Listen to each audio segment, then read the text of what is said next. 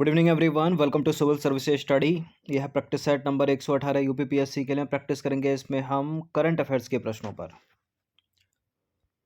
देखिए। इस test series की प्लेलिस्ट का लिंक आपको डिस्क्रिप्शन बॉक्स में मिल जाएगा। वहां पर आप टेस्ट नंबर 1 से लेकर 118 तक पहुंच सकते हैं। हर दिन प्रैक्टिस करते रहिएगा सभी का।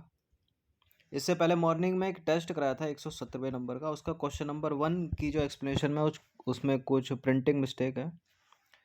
प्रिंटिंग मिस्टेक यह है कि तंजौर को जीतने के बाद विजयालय ने नर केसरी की उपाधि धारण की थी। ठीक है, नर केसरी की उपाधि। वहाँ क्या प्रिंटिंग ना की जगह पा हो गया पर केसरी, तो पर केसरी नहीं है, नर केसरी की उपाधि धारण की थी विजयालय ने तंजौर को जीतने के बाद। स्टार्ट करते हैं क्वेश्चन नंबर 18। टेलीग्राम चैनल से जुड़ जाएगा, डिस्क्रिप्शन बॉक्स में लिंक है। 118, ठीक है, 118। तो पहला प्रश्न है, हाल ही में रेलवे सुरक्षा बल द्वारा मानव तस्करी को रोकने के लिए किस एक राष्ट्रव्यापी अभियान की शुरुआत की गई है? ऑपरेशन आहट, ऑपरेशन सर्चलाइट, ऑपरेशन निशान, ऑपरेशन तस्कर। रेलवे सुरक्षा बल ने मानव तस्करी को रोकने के लिए ऑपरेशन आहट। तो हाल ही में रेलवे सुरक्षा बल द्वारा मानव तस्करी को रोकने के लिए एक राष्ट्रव्यापी अभियान ऑपरेशन आहट शुरू किया गया है। ऑपरेशन आहट के तहत सभी लंबी दूरी की ट्रेनों या उनके मार्गों पर विशेष टीमों को तैनात किया जाएगा जो पीड़ितों, विशेष रूप से महिलाओं और बच्चों को तस्करों के चंगुल से बचाने पर ध्यान केंद्रित करेंगे। क्वेश्चन नंबर 2 है, हाल ही में निम्नलिखित में से किस राज्य सरकार ने देश का पहला जियोलॉजिकल पार्क बनाने की घोषणा की है? हर वो चीज़ जो भारत में पहली है, इंपॉर्टेंट है एग्जाम के लिए। भारत का पहला जियोलॉजिकल पार्क बनाने की घोषणा किसने की है? Option number D, Madhya Pradesh. तो मध्य प्रदेश के जबलपुर डिस्ट्रिक्ट में नर्मदा नदी के तट पर देश के पहले जियो पार्क की स्थापना को मंजूरी मिल गई है। केंद्रीय खान मंत्रालय के तहत आने वाले भारतीय भूवैज्ञानिक सर्वेक्षण विभाग ने इसकी मंजूरी दी है एमपी में। क्वेश्चन नंबर 3 पर आ जाइए। Ratan and Tata the authorized biography नामक पुस्तक किसके द्वारा लिखी गई है? डॉक्टर थॉमस मैथ्यू। एक आधा बुक एग्जाम में पूछ लेते हैं कि इसका राइटर कौन है जो न्यूज़ में रहती है। तो हार्पर कॉलिंस द्वारा टाटा सन्स के चेयरमैन रतन टाटा की अधिकृत जीवनी को प्रकाशित किया जाएगा। Ratan and Tata the authorized biography शीर्षक वाली ये जो पुस्तक है वो नवंबर 2022 यानी इस साल के अंत तक वैश्विक स्तर पर प्रकाशित की जाएगी। यह पुस्तक लिखी है डॉक्टर थॉमस मैथ्यू ने। और थॉमस मैथ्यू जो हैं एक पूर्व वरिष्ठ नौकरशाह और सेवानिवृत्त आईएएस अधिकारी हैं। क्वेश्चन नंबर 4 पर आ जाइए। हाल ही में किसके द्वारा सैन्य अभ्यास पश्चिमी लहर आयोजित किया गया? पश्चिमी लहर जो अभ्यास है वो भारतीय सेना का ही है। ठीक है, तो पाकिस्तानी नौसेना, चीनी नौसेना, अमेरिकी नौसेना को हटा दीजिए, ये भारतीय नौसेना का है पश्चिमी लहर। और इसमें शामिल होती है भारतीय थल सेना और भारतीय वायुसेना भी। तो पश्चिमी लहर जो एक्सरसाइज है वो भारतीय नौसेना द्वारा विभिन्न नौसैनिक कमांडो के बीच सहयोग बढ़ाने के लिए आयोजित की जाती है और इसमें भारतीय थल सेना और भारतीय वायुसेना भी शामिल होते हैं। क्वेश्चन नंबर 5 पर आ जाइए। निम्नलिखित कथनों में से कौन सा जो है वो सही है? 15 नवंबर को जनजातीय गौरव दिवस के रूप में घोषित किया गया है और 15 नवंबर को बिरसा मुंडा की जयंती मनाई जाती है। 15 नवंबर को झारखंड स्थापना दिवस मनाया जाता है।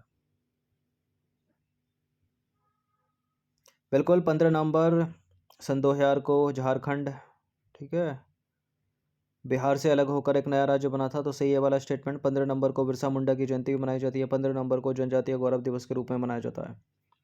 1 नवंबर सन 2000 को, ठीक है, छत्तीसगढ़ जो है मध्य प्रदेश से अलग हुआ और 9 नवंबर सन 2000 को उत्तराखंड उत्तर प्रदेश से अलग हुआ और 15 नवंबर सन 2000 को बिहार से झारखंड अलग हुआ। फिलहाल ये सारे के सारे स्टेटमेंट करेक्ट हैं, तो डी है इसका आंसर। क्वेश्चन नंबर 6 पर आ जाइए। भारत का पहला ग्राफीन नवाचार केंद्र किस राज्य में स्थापित किया जाएगा? ये केरल में स्थापित किया जाएगा। तो हाल ही में केरल सरकार ने घोषणा की है कि देश का यानी भारत का पहला ग्राफीन नवाचार केंद्र ग्राफीन इनोवेशन सेंटर केरल के त्रिशूर में स्थापित किया जाएगा और यह केरल के डिजिटल विश्वविद्यालय इलेक्ट्रॉनिक्स प्रौद्योगिकी के लिए सामग्री केंद्र यानी सीमेट और टाटा स्टील लिमिटेड का एक संयुक्त उद्यम है। केंद्रीय आलू अनुसंधान संस्थान कहाँ पर है? मैच करने के लिए पूछ ले जाते हैं इस तरह के प्रश्न। ये शिमला में है, शिमला जो कि हिमाचल प्रदेश की कैपिटल है। तो केंद्रीय आलू अनुसंधान संस्थान जो है वो हिमाचल प्रदेश के शिमला में स्थित है। यह संस्थान आलू प्रजनन में प्रगति एवं गुणवत्ता युक्त बीजोत्पादन पर केंद्रित है। क्वेश्चन नंबर 8 पर आ जाइए। सियासत में सदस्यता पुस्तक के लेखक कौन है? सियासत में सदस्यता पुस्तक के लेखक हैं विजय कुमार चौधरी। सियासत में सदस्यता नामक पुस्तक विजय कुमार चौधरी द्वारा लिखी गई है और यह पुस्तक बिहार विधानसभा अध्यक्ष के विचारों, लेखों और जीवन यात्रा का संकलन है। कब मनाया जाता है विश्व रेडियो दिवस? विश्व रेडियो दिवस मनाया जाता है फरवरी में, 13 फरवरी को। तो 13 फरवरी को विश्व रेडियो दिवस के रूप में मनाया जाता है। इसका उद्देश्य है मनोरंजन, सूचना तथा संचार माध्यम के रूप में रेडियो के महत्व को रेखांकित करना। और इस वर्ष यानी 2022 का विषय विश्व रेडियो दिवस पर क्या है? रेडियो और ट्रस्ट। 10वां प्रश्न है, निम्नलिखित में से किस संस्थान ने जीवा नामक एक कृषि पारिस्थितिकी आधारित कार्यक्रम शुरू किया है? किसने किया है जीवा नामक एक कृषि पारिस्थितिकी आधारित कार्यक्रम शुरू? नाबार्ड ने। Option number B. तो National Bank for Agriculture and Rural Development NABARD ने हाल ही में एक कृषि पारिस्थितिकी आधारित कार्यक्रम जीवा लॉन्च किया है। इसका उद्देश्य है 5 कृषि पारिस्थितिक क्षेत्रों को कवर करते हुए 11 राज्यों में नाबार्ड के वाटरशेड और बॉडी कार्यक्रमों यानी आदिवासी विकास से जुड़ी परियोजनाएं के तहत प्राकृतिक खेती को बढ़ावा देना और साथ ही कृषक समुदाय को प्राकृतिक खेती की ओर ले जाना।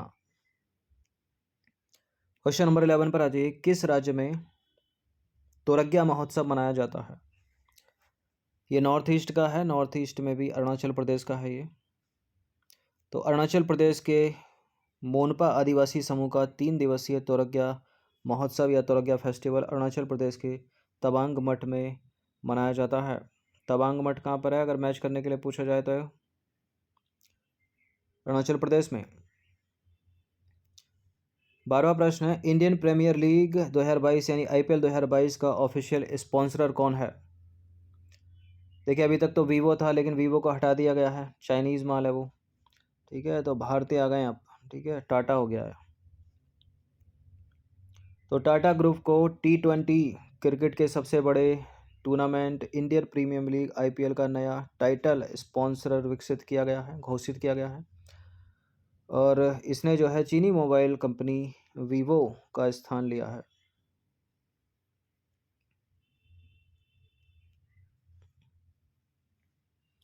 क्वेश्चन नंबर 13 पर आ जाइए। फॉकलैंड द्वीप को लेकर किन 2 देशों के बीच विवाद है?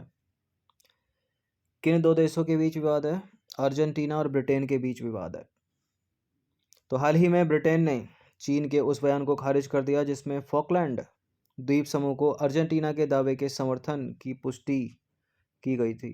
फॉकलैंड द्वीप समूह जो है, जिसे मालविनास द्वीप या फिर स्पेनिश इस्लास मालविनास भी कहा जाता है, दक्षिण अटलांटिक महासागर यानी साउथ अटलांटिक ओशियन में यूनाइटेड किंगडम का एक आंतरिक स्वशासी समुद्र पारीय क्षेत्र है। एक कैंपिंग है गो ब्लू कैंपिंग यानी गो ब्लू अभियान किसके द्वारा शुरू किया गया है? ये यूनिसेफ का है। ठीक है, बच्चों के पोषण और उनकी शिक्षा से संबंधित है। तो गो ब्लू अभियान जो है वो यूनिसेफ का है, याद रखिएगा इसको। क्वेश्चन नंबर 15 पर आ जाइए। किस राज्य सरकार द्वारा गांव तक पहुंच के लिए आत्मनिर्भर ग्राम यात्रा की शुरुआत की गई है? गुजरात की सरकार है ये। तो गुजरात सरकार द्वारा शुरू की गई आत्मनिर्भर ग्राम यात्रा में 33 जिलों के 10,605 गाँव में सफाई और स्वच्छता पर महत्वपूर्ण संदेशों के साथ आत्मनिर्भर गुजरात की दृष्टि से संपर्क किया जा सकेगा। यूक्रेन की राजधानी क्या है? यूक्रेन की राजधानी है कीव। ठीक है, ब्रुसेल्स बेल्जियम तो कीव या कीव जो है यूक्रेन की राजधानी और प्रमुख शहर है। और हाल ही में रूस यूक्रेन सीमा पर तनाव के चलते इस क्षेत्र में एक बड़ा सुरक्षा संकट उत्पन्न हो चुका है। हर दिन न्यूज़ में है। क्वेश्चन नंबर 17 पर आ जाइए। खजियार झील निम्नलिखित में से किस राज्य में स्थित है? जो कि एक ग्रासलैंड है। ठीक है, आप में से देखा भी होगा अगर गए होंगे तो। टूरिस्ट पॉइंट है बड़ा फेमस, हिमाचल प्रदेश में है ये। तो खजियार झील हिमाचल प्रदेश के चंबा डिस्ट्रिक्ट में खजियार में स्थित है। यह झील एक विशाल घास के परिदृश्य में स्थापित है जिसके चारों ओर सदाबहार देवदार के वृक्ष हैं। और इस झील का नामकरण इसके निकट स्थित मंदिर के देवता खज्जी नाग पर किया गया है। क्वेश्चन नंबर 18 पर आ जाइए। Business responsibility and sustainability report किस संस्था द्वारा जारी की जाती है? किसकी है ये रिपोर्ट? ये है सेबी की, security and exchange board of India. तो भारतीय प्रतिभूति और विनिमय बोर्ड बोलते हैं हिंदी में सेबी को। इसने सूचीबद्ध संस्थाओं द्वारा पेश की जाने वाली बिजनेस सस्टेनेबिलिटी रिपोर्टिंग के लिए नई आवश्यकताओं को प्रस्तुत करने का निर्णय लिया है। और इस नई रिपोर्ट को business responsibility and sustainability report कहा जाएगा और यह मौजूदा बिजनेस रिस्पॉन्सिबिलिटी रिपोर्ट का स्थान लेगी। क्वेश्चन नंबर 19 पर आ जाइए। डिजी यात्रा नीति किसके अधीन स्थापित की गई है? भारतीय अंतर्देशीय राजमार्ग जलमार्ग प्राधिकरण, भारतीय राष्ट्रीय राजमार्ग प्राधिकरण, सड़क परिवहन और राजमार्ग मंत्रालय या नागर विमानन मंत्रालय। हम पहले भी चर्चा कर चुके हैं इस पर, इंपॉर्टेंट है ये। देखिए, डिजी यात्रा जो नीति है वह एक बायोमेट्रिक प्रोसेस है जो आप एयरपोर्ट पर जाते हो आपका समय बचाने के लिए। ठीक है, सिक्योरिटी चेक का समय बचाने के लिए। नागर विमानन मंत्रालय डी है इसका। तो डिजी यात्रा नीति नागर विमानन मंत्रालय द्वारा लागू की जा रही है। इसके तहत मंत्रालय का लक्ष्य हवाई अड्डों पर यात्रियों की बायोमेट्रिक आधारित डिजिटल प्रोसेसिंग उपलब्ध कराना है। यह यात्रियों को सुरक्षा स्कैनर के माध्यम से तेजी से गुजरने में मदद करेगी, यानी आपके समय की बचत करेगी। क्वेश्चन नंबर 20, अगर इस तरह का प्रश्न एग्जाम में पूछ लिया जाए तो इसका उत्तर क्या हो सकता है? ओमिक्रॉन वायरस का पहला मामला जो है किस देश में पाया गया था? इसका उत्तर चीन नहीं है, यूक्रेन भी नहीं है, दक्षिण अफ्रीका। तो विश्व स्वास्थ्य संगठन यानी WHO ने हाल ही में खोजे गए कोविड-19 के B.1111529 स्ट्रेन की वेरिएंट्स ऑफ कंसर्न के रूप में पहचान की। और इस वायरस का सबसे पहले पता दक्षिण अफ्रीका में चला था और इसके नाम को परिवर्तित करके ओमिक्रॉन कर दिया गया। ठीक है, तो ओमिक्रॉन सबसे पहले साउथ अफ्रीका में, ना चीन, ना यूक्रेन, ना भारत, ना उत्तरी अमेरिका। तो ये करंट अफेयर से रिलेटेड 20 प्रश्न थे, इनकी प्रैक्टिस एक बार कर लीजिएगा। धन्यवाद।